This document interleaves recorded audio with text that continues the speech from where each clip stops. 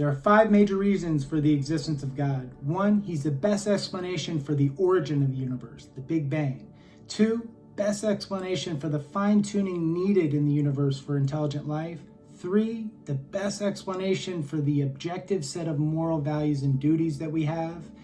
4, he is the absolute best explanation for what happened with Jesus Christ and his resurrection from the dead.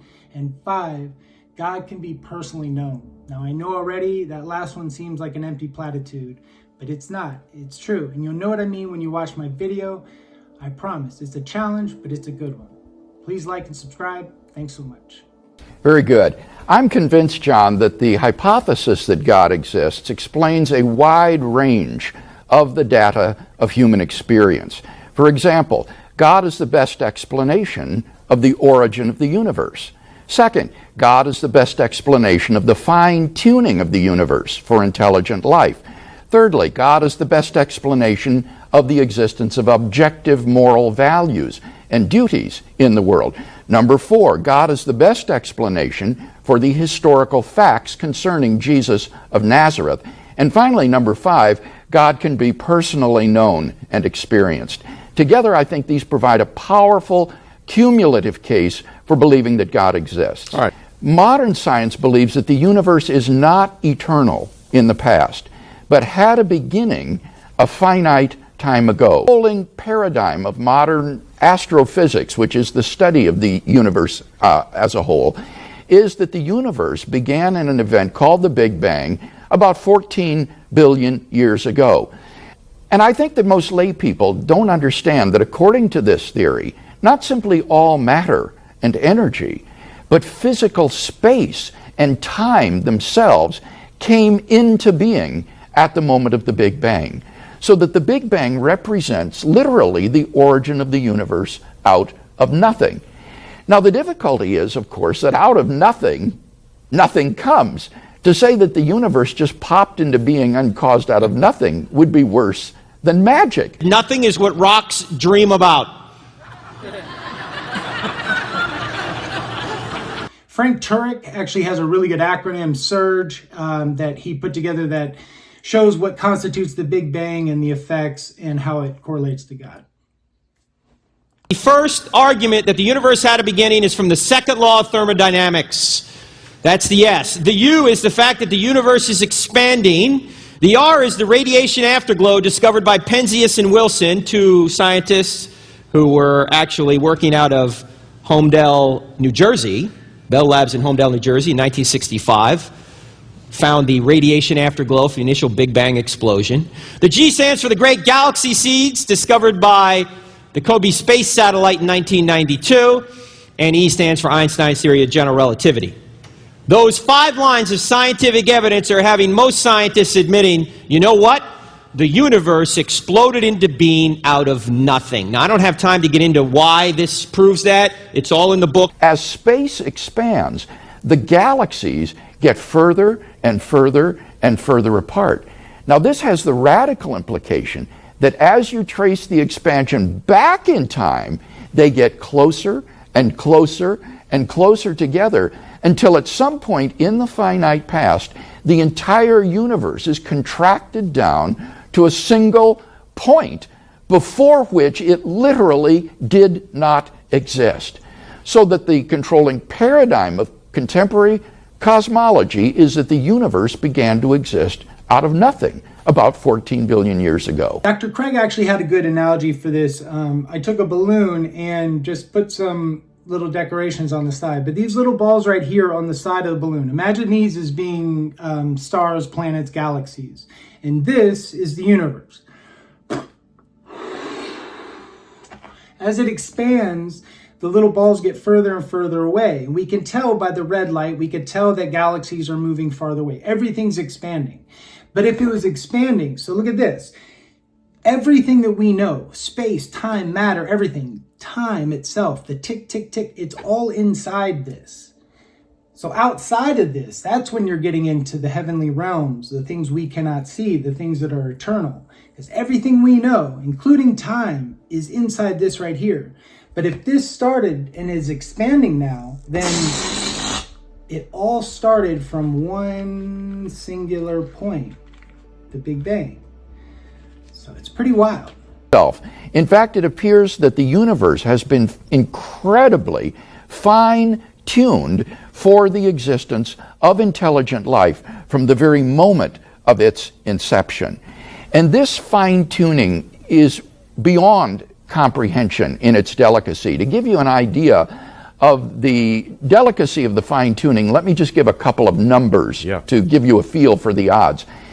The number of seconds in the entire history of the universe, all the way back to the Big Bang, is about 10 to the 18th power. 10 to the 18th power seconds in the entire history of the universe. 10 followed by 18 zeros, a huge number. The number of subatomic particles in the entire known universe is said to be around 10 to the 80th power. Now, with those numbers in mind, consider the following.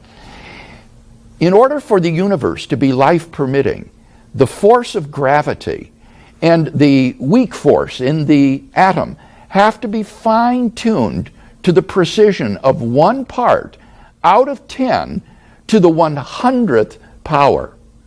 The cosmological constant that governs the accelerating expansion of the universe is fine-tuned to 1 part out of 10 to the 120th power.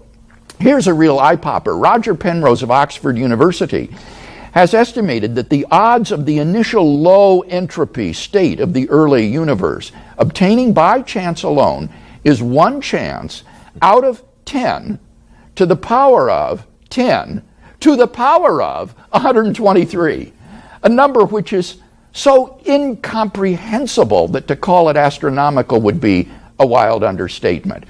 And the examples of fine-tuning are so diverse and so numerous that they are unlikely to disappear with any future advance of physics. The fine-tuning is here to stay and requires some sort of explanation of its existence.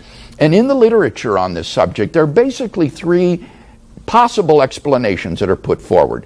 One would be physical necessity, that it's due to the laws of nature. They have to have the values they do. Second would be it's just pure chance alone. The third one would be it's the product of intelligent design. Someone has designed the universe. Fine-tuning argument is just, it baffles my mind that anyone could actually still think it's chance or probability. I mean, the odds are so astronomical that we can't even comprehend how big the number is. Why is it such a stretch just to believe that there was a designer to this? I mean, it's impossible for there not to have been. Can't you see that? That the chances are just too astronomical. As Dr. Craig says, astronomical is an understatement. If God does not exist, John, then it's very difficult to find any objective standard of right and wrong, good and evil. On atheism, moral values are just byproducts of biological evolution and social conditioning. Michael Roos, who is an atheistic philosopher of science from Canada, has said that morality is a biological adaptation. Ethics is illusory. Morality is just an aid to survival and reproduction, and any deeper meaning is illusory. On a naturalistic, atheistic view, then, there really are no objective moral values and duties in the world. But the difficulty is that in moral experience, we find a realm of objective moral values and duties that force themselves upon us as objectively binding and true. Even Roos himself, in another place, admits the man who says that it is morally acceptable to rape little children is just as mistaken as the man who says 2 + 2 = 5. So the question is, what then is the best foundation for these objective moral values and duties? And I think the answer is in God. If God exists, then we have a transcendent, objective foundation for right and wrong, for good and evil, that atheism cannot supply. We can summarize this third argument as follows. 1, if God does not exist, then objective moral values and duties do not exist. 2, but objective moral values and duties do exist. from which it follows logically and necessarily that 3, therefore God exists. I've done a video on objective moral laws and duties, but if you think about it, we'll get down to the nitty-gritty. You have something of a binary system. You know that something is objectively evil. Say murdering a baby for fun. That's objectively evil. That's wrong. And then you have something like altruism or giving your life for a friend, as Jesus says, agape. You have these two opposing poles, these opposites, this binary system. We know for a fact that that's wrong, that that's evil. If we know that, then there's something that's concrete there. These two objective truths are here. But if they're set in stone here, there had to have been a lawgiver. There had to have been someone that set them in place. The historical Jesus came on the scene with an unprecedented sense of divine authority, the authority to stand and speak in God's place. He claimed that in himself, the kingdom of God had broken into human history. And as visible demonstrations of this fact, he carried out a ministry of miracle working and exorcisms. But the most radical confirmation of his personal claims was his resurrection from the dead. If Jesus really did rise from the dead, that means that he must have been who he claimed to be, and that God has publicly vindicated those claims. Now, I realize that most people think the resurrection of Jesus is something you just believe in by faith. But in my doctoral studies at the University of Munich on this subject, I was surprised to find that there are actually 4 established facts which are agreed to by the wide majority of New Testament scholars today, which I think are best explained by the fact of Jesus' resurrection. What are they? Number 1 is that following his crucifixion, Jesus of Nazareth was laid in a tomb by a member of the Jewish high court named Joseph of Arimathea. Secondly, that tomb was then discovered empty by a group of Jesus' women followers on the Sunday morning following his crucifixion. Thirdly, thereafter, different individuals and groups of people under a variety of circumstances and at different locales saw appearances of Jesus alive from the dead. And number 4, that despite every predisposition to the contrary, the original disciples suddenly and sincerely came to believe that God had raised Jesus from the dead. Now, those facts are widely acknowledged by the majority of New Testament historians today. The only question is, how do you best explain them? And I'm convinced that the best explanation of those 4 facts is the one that the original eyewitnesses gave, namely, God raised Jesus from the dead. So those are all incredible facts. But think about this. There was a man who came and said, I am the Son of God. He performed miracles and everything.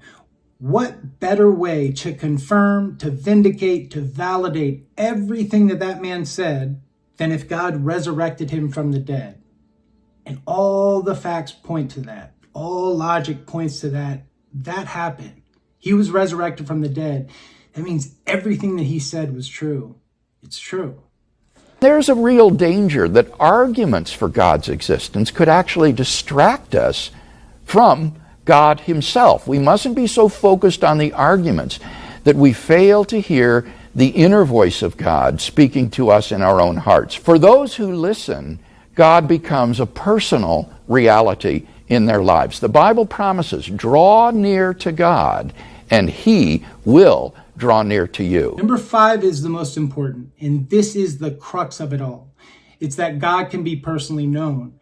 Now, I know right off the bat that seems like an empty platitude or lip service. It's not where I'm going with it. The point is that I can show you evidence after evidence, logic point after logic point, that the resurrection happened, that it's all real, that 2 + 2 = 4, as simple as that. And you still won't be able to see it. There's still going to be a block there. And that's because the ability to see that 2 + 2 = 4 is a gift from God. It seems simple, but it's a gift to be able to see this, to be able to believe this. And it's a gift available to everybody. So I'm challenging you. If you think this is, lip service, empty platitudes, if you think it is, do this. Go into your room by yourself and ask. Say, God, say, Jesus, reveal yourself to me. This is me knocking. Reveal yourself to me. And I promise you he will. And then it won't matter the bullet points, the logic points, none of it. The apologetics, none of it even matter, because you'll know God personally. And then you'll know exactly what we're talking about. So I challenge you to try that. And if you'd like to join this journey, please feel free to. In Jesus' name, amen.